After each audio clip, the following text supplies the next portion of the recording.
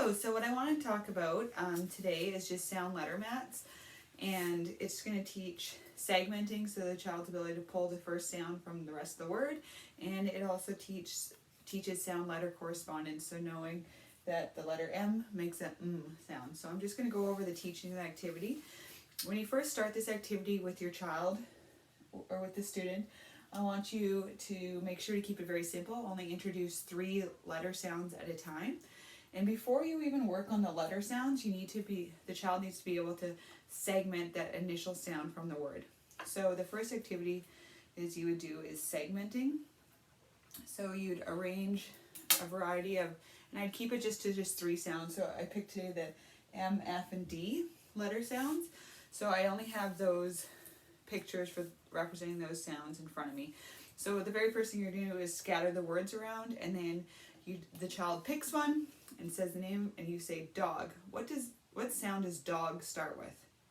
If they aren't able to answer, all you would simply do is go d, dog. Dog starts with the d sound. Okay, and then that's all they need to have them pick another word. Moon. What sound does moon start with? And the child is supposed to say and you can also show them how moon starts with the sound. So you're never talking about the letter names, you're always talking about the sounds that they hear in the word. And pick another card. Duck. What sound does duck start with? Duck. D sound. What sound does fan start with? Fan. It starts with a sound. So once they're able to answer that question, what sound does mouse start with, and they're able to say then you're ready to move on to the next activity. And then the next activity, at the very beginning when you introduce these, I would like you to introduce in this manner. So today we're going to talk about 3 different sounds. The letter M makes a sound. The letter F makes a sound. The letter D makes a d sound. And then you'd go right into the activity and you'd have them pick one of the cards. And so the first thing that they would do is the segmenting. So you'd ask the same question initially. The question you ask the child is, what sound does fly start with? Okay, and if they're able to identify that, then you say, okay, what letter makes a sound? And if they're able to match it up with the letter F, then you put it on here.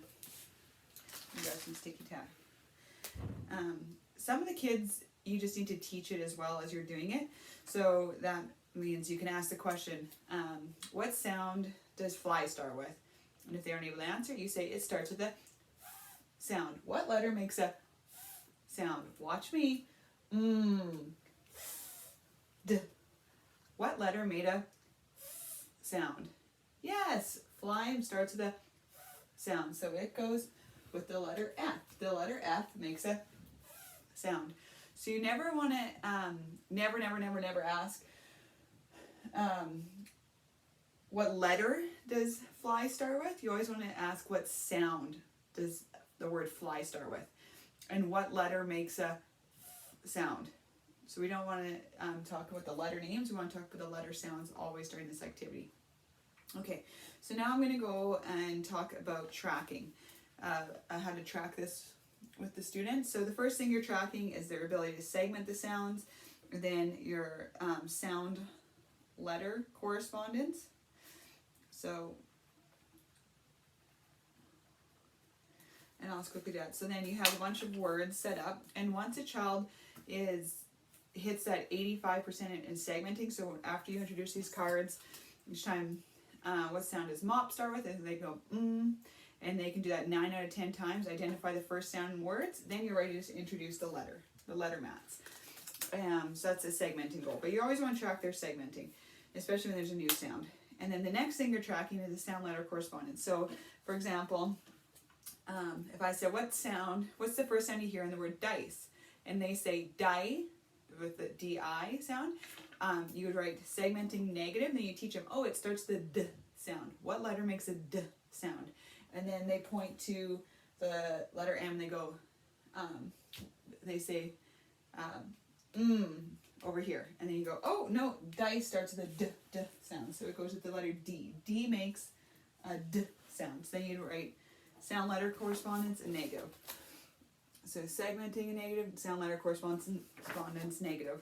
And then the next thing you would ask, and each time you're putting the words up, right? You're finishing the activity. Don't let them struggle. It's teaching. They're going to be exposed to this multiple times. So the dice goes up there and it's done. So you're just teaching in between the sessions. I don't care if they get them each one wrong. You're just introducing them and exposing them to them every time each day. So the next one, you ask the question again, what is the first sound you hear in the word fan? And they say, so then you put segmenting, they got it correct. What letter makes a sound? And they point to the right here, this mat. And all I have to do is point to it. Child points to it and you say, yeah, the letter F makes a sound. And then you put it there. And then you'd add, make a positive. Okay?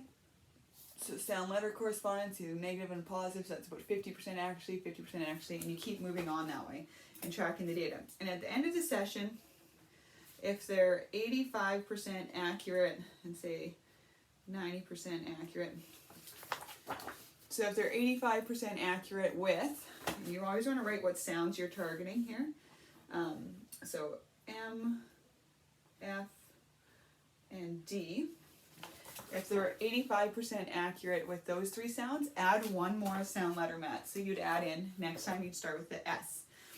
And you'd add the S to the sound mats.